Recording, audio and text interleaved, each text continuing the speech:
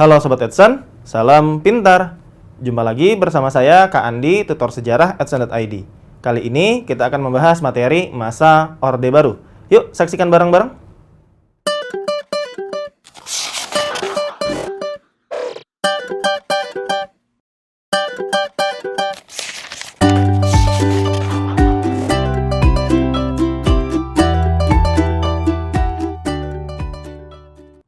Sobat Edson, dalam kesempatan kali ini kita akan membahas proses integrasi Timur Timur ke dalam wilayah Republik Indonesia. Dan di bagian akhir nanti kita juga akan membahas faktor yang menjadi penyebab kejatuhan pemerintahan Orde Baru.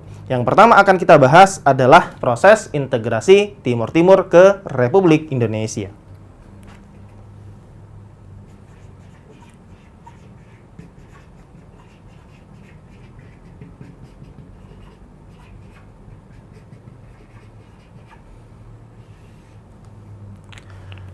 Kita tahu bahwa hari ini Timor Timur atau Timor Leste merupakan sebuah negara yang merdeka dan berdaulat yang bertetanggaan dengan Indonesia, tepatnya dengan Provinsi Nusa Tenggara Timur.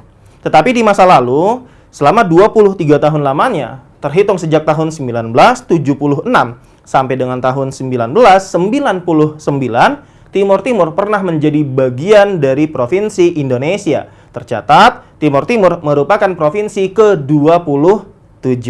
Nah, bagaimana proses integrasi Timor Timur ke dalam wilayah Republik Indonesia? Inilah yang nanti akan kita bahas. Sebagaimana yang telah disampaikan tadi, proses integrasi Timor Timur berlangsung pada tahun 1976, tepatnya pada bulan Juli 1976. Secara resmi, Timor Timur tercatat sebagai provinsi ke-27 Indonesia.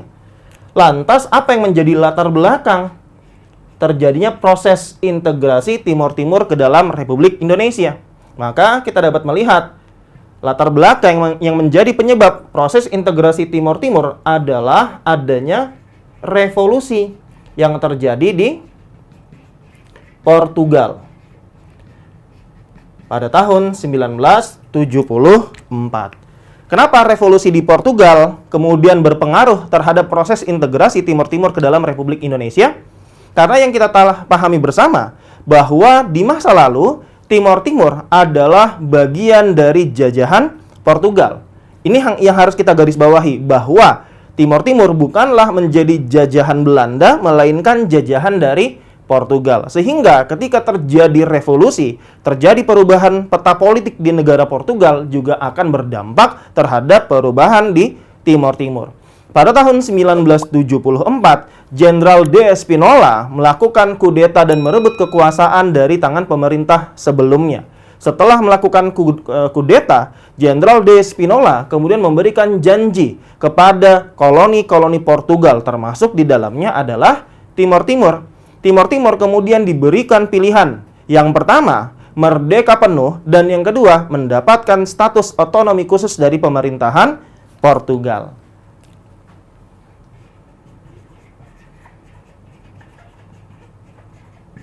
Nah, jadi kita dapat melihat bahwa revolusi yang terjadi di Portugal ternyata berdampak terhadap Timor Timur. Dalam perkembangannya, dampak yang didapatkan oleh Timor Timur adalah keputusan dari pemerintahan Portugal di bawah pimpinan Jenderal D. Spinola untuk menentukan nasibnya sendiri. Muncul kemudian dua opsi yang diberikan oleh pemerintah Portugal kepada rakyat Timor Timur. Yang pertama adalah kemerdekaan penuh, dan yang kedua mendapatkan status otonomi khusus. Inilah dua opsi yang ditawarkan oleh pemerintah Portugal kepada Timor Timur. Dalam perkembangannya, dalam upayanya untuk mewujudkan demokrasi yang ada di negara atau di wilayah Timor Timur pada masa itu, pemerintah Portugal kemudian memberikan izin pembentukan partai-partai politik di Timor Timur.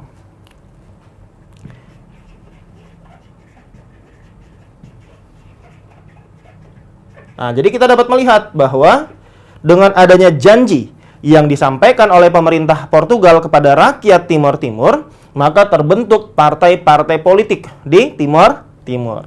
Apa saja partai politik yang kemudian terbentuk? Di antaranya ada Partai Fretilin, kemudian UDT, kemudian Apodeti,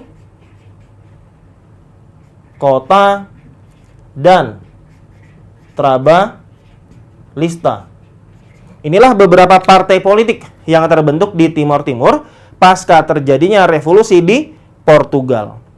Fretilin adalah partai politik yang menginginkan kemerdekaan.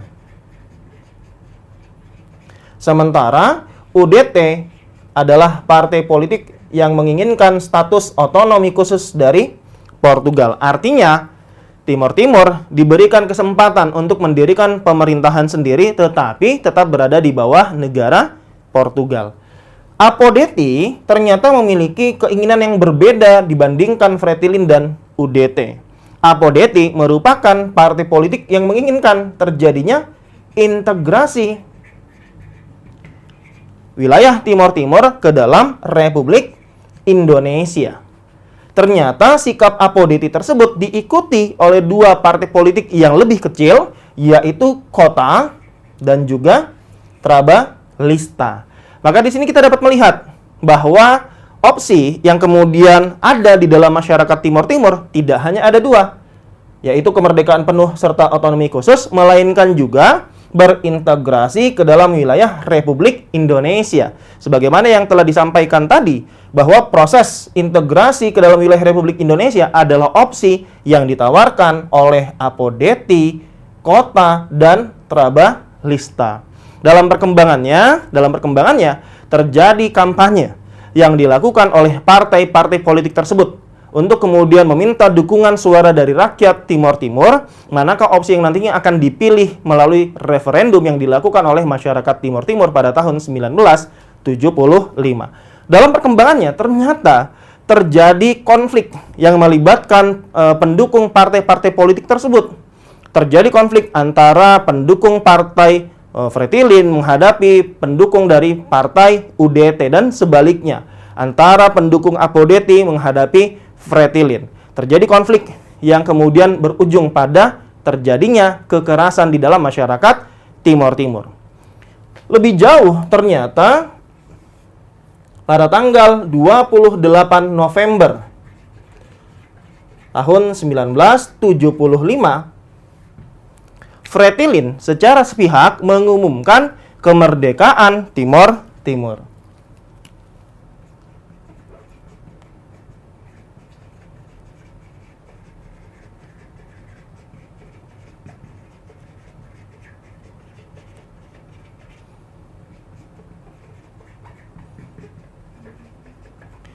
Jadi di sini kita dapat melihat bahwa ternyata Fretilin secara sepihak mengumumkan kemerdekaan Timor Timur dari Portugal. Proklamasi kemerdekaan sepihak yang dilakukan oleh Fretilin inilah yang mengakibatkan 4 partai, yaitu UDT, Apodeti, Kota, dan Trabalista melakukan pertemuan serta melakukan proklamasi tandingan. 2 hari setelah proklamasi kemerdekaan yang dibacakan oleh Fretilin, tepatnya pada tanggal 30 November 1975, UDT, Apodeti, Kota, dan Trabalista mengumumkan sebuah proklamasi yang kemudian dikenal sebagai Deklarasi Balibo. Apa Deklarasi Balibo ini? Deklarasi Balibo adalah pengumuman terjadinya proses integrasi Timor Timur ke dalam Republik Indonesia.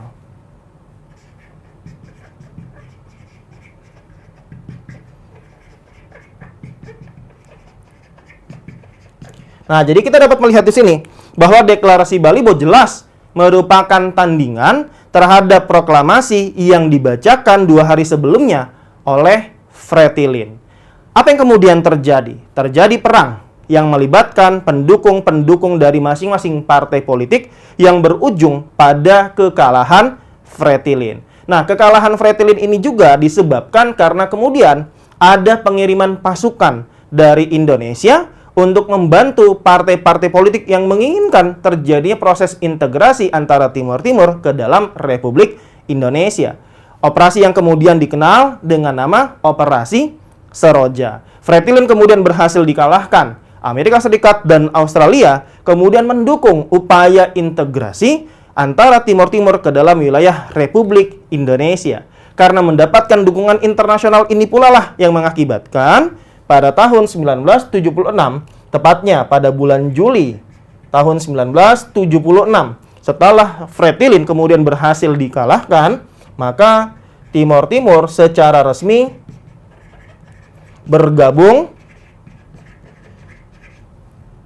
ke dalam Republik Indonesia, di mana Timur Timur kemudian tercatat menjadi provinsi ke-27.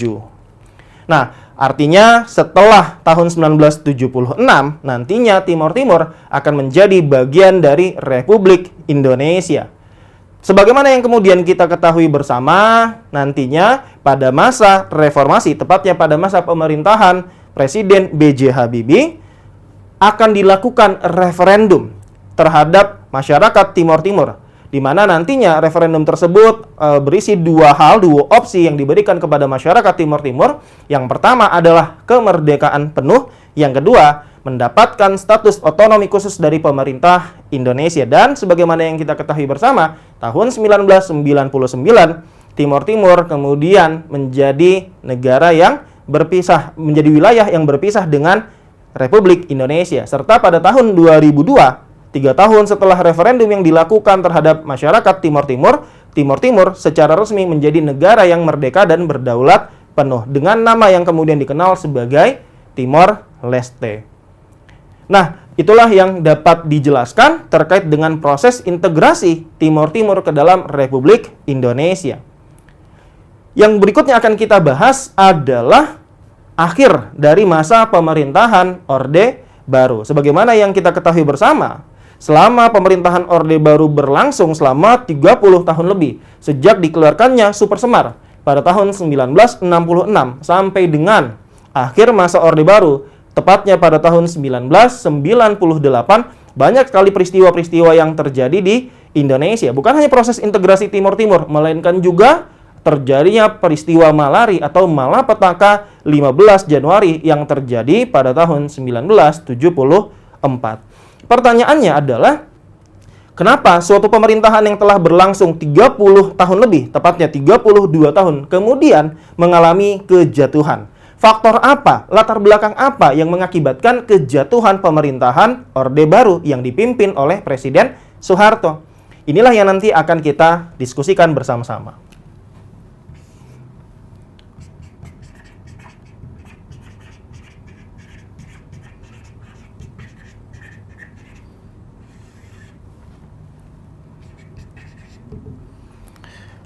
Apa yang menjadi latar belakang kejatuhan pemerintahan Orde Baru? Setidaknya kita dapat mencatat dua hal yang menjadi faktor penyebab kejatuhan pemerintahan Orde Baru. Yang pertama adalah krisis ekonomi. Pada dasarnya, krisis ekonomi tidak hanya dialami oleh Indonesia, melainkan dialami oleh banyak negara di dunia pada tahun 1997 sampai dengan tahun 1998. Tetapi tampaknya krisis ekonomi yang melanda dunia pada tahun 97-98 berdampak luar biasa terhadap Indonesia, yaitu dengan terjadinya kejatuhan pemerintahan Orde Baru. Krisis ekonomi ini kemudian ditandai salah satunya ketika terjadi kemerosotan nilai tukar rupiah terhadap dolar Amerika. Pada tahun 1997 tercatat 1 dolar Amerika masih setara dengan 2.000 rupiah. Tetapi pada tahun 98 ternyata nilai tukar rupiah mengalami kejatuhan, di mana 1 dolar Amerika setara dengan 16.000 rupiah. Bisa dibayangkan betapa merosotnya nilai tukar rupiah terhadap dolar Amerika. Nah, jadi kita dapat melihat krisis ekonomi inilah yang menjadi salah satu faktor penyebab terjadinya kejatuhan pemerintahan Orde Baru.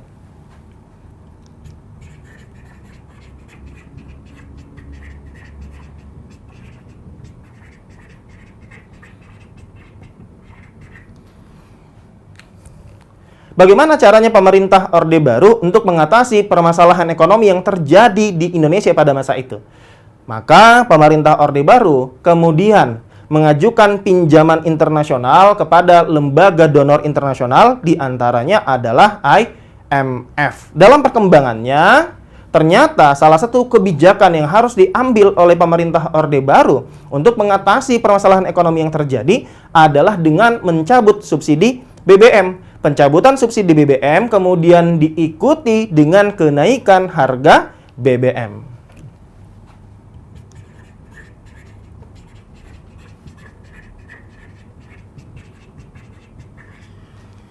Kenaikan harga BBM tentunya akan berdampak pula terhadap kenaikan bahan-bahan kebutuhan pokok lainnya. Inilah yang kemudian memicu munculnya aksi demonstrasi yang dilakukan oleh mahasiswa. Jadi kita dapat melihat ternyata kenaikan harga BBM berdampak terhadap kenaikan bahan-bahan kebutuhan pokok yang lainnya. Aksi demonstrasi mahasiswa ternyata meluas, tidak hanya terjadi di kota-kota besar tetapi hampir terjadi di semua wilayah Indonesia. Dalam perkembangannya, aksi demonstrasi mahasiswa yang awalnya adalah upaya untuk menuntut pemerintah membatalkan kenaikan harga BBM diikuti dengan adanya agenda reformasi. Kenapa? Karena momentum dilihat bahwa terjadinya krisis moneter ini adalah momentum untuk perubahan Indonesia. Kita tahu bahwa pada tahun 1997 dilaksanakan pemilihan umum.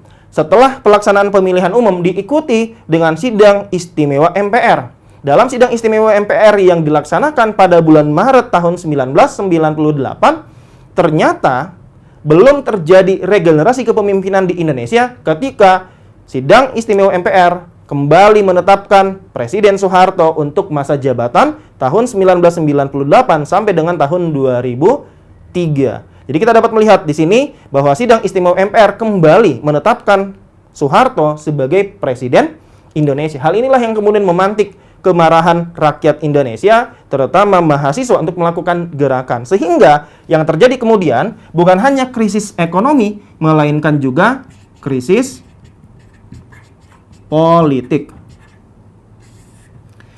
Kita dapat melihat bahwa terjadinya krisis politik adalah akumulasi dari permasalahan-permasalahan yang terjadi pada masa pemerintahan Orde Baru. Kita dapat melihat bahwa selama pemerintahan Orde Baru, kebebasan berpendapat yang dimiliki oleh rakyat Indonesia tampaknya dibatasi. Hal ini terlihat dengan adanya kebijakan penyederhanaan partai-partai politik dengan alasan untuk menciptakan stabilitas politik dan keamanan. Selain itu, juga dikeluarkan yang namanya SIUPP, Surat Izin Usaha Penerbitan Pers.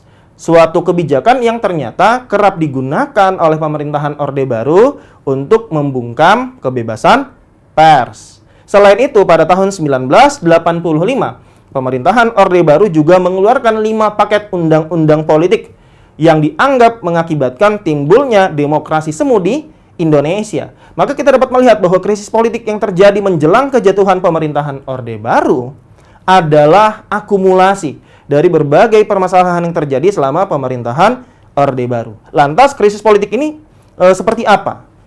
Kita ingat bahwa pada bulan Mei tahun 1998, aksi demonstrasi yang dilakukan oleh mahasiswa semakin membesar, semakin meluas. Puncaknya terjadi pada tanggal 12 Mei 1998 ketika terjadi tragedi Trisakti. Apa yang terjadi pada tanggal 12 Mei 1998?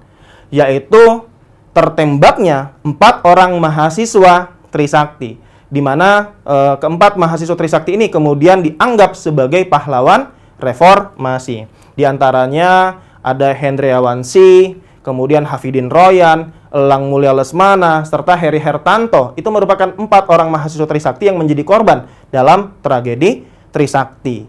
Maka setelah terjadinya tragedi Trisakti pada tanggal 13 sampai 14 Mei 1998, pecah kerusuhan di Jakarta. Kerusuhan besar pecah di Jakarta pasca terjadinya peristiwa penembakan terhadap 4 orang mahasiswa Trisakti. Nah, dari sinilah kemudian krisis politik semakin membesar ketika pada tanggal 18 sampai 19 Mei 1998 Presiden Soeharto menemui beberapa tokoh nasional, serta ketika kemudian Presiden Soeharto menjanjikan untuk melakukan reshuffle kabinet, 14 orang menteri yang tergabung di dalam Kabinet Pembangunan 7 menyatakan menolak untuk bergabung dengan kabinet yang akan dibentuk oleh Presiden Soeharto. Maka ketika kemudian ada penolakan dari beberapa orang menteri yang tergabung di dalam Kabinet Pembangunan 7 untuk bergabung ke dalam kabinet yang akan dibentuk oleh Presiden Soeharto, maka pada tanggal 21 Mei 1998, Presiden Soeharto menyatakan berhenti sebagai presiden. Nah, jadi kita dapat melihat pada tanggal 21 Mei 1998, Presiden Soeharto menyatakan berhenti sebagai Presiden Republik Indonesia. Apa dasar yang digunakan? Ketetapan hukum yang digunakan dalam pengunduran diri Presiden Soeharto adalah Pasal 8 Undang-Undang Dasar 1945 yang menyatakan apabila presiden meninggal, maka akan digantikan oleh wakil presiden. Atas dasar inilah, setelah pengumuman berhentinya Presiden Soeharto sebagai Presiden Republik Indonesia, maka ditunjuk wakil presiden Baharudin Yusuf Habibie atau B.J. Habibie sebagai presiden pengganti Soeharto. Maka dengan adanya pengumuman berhentinya Presiden Soeharto sebagai presiden menandai berakhirnya masa pemerintahan Orde Baru dan dimulainya masa reformasi. Maka kita dapat melihat di sini bahwa pada masa Orde Lama dan Orde Baru tercatat ada 2 orang presiden yang memerintah Indonesia. Pada masa Orde Lama ada Presiden Soekarno dan pada masa Orde Baru ada Presiden Soeharto. Setelahnya pada masa reformasi tercatat ada 5 orang presiden yang pernah memimpin Indonesia. Di antaranya Presiden B.J. Habibie, Presiden Abdurrahman Wahid, Presiden Megawati Soekarno Putri, Presiden Susilo Bambang Yudhoyono, dan Presiden Joko Widodo. Bagaimana Sobat Edson? Dapat dipahami? Demikian Sobat Edson pembahasan materi masa Orde Baru. Semoga bermanfaat. Jumpa lagi di kesempatan pembahasan berikutnya bersama saya Kak Andi, tutor sejarah @edson.id. Salam pintar. Sekian Sobat Edson untuk video pembelajaran hari ini. Sampai ketemu lagi di video belajar berikutnya. Jangan lupa aktifkan notifikasi untuk video terbaru kami ya. Sobat Edson juga bisa mengunjungi edson.id dan temukan ribuan video pembelajaran. Sampai jumpa Sobat Edson, salam pintar!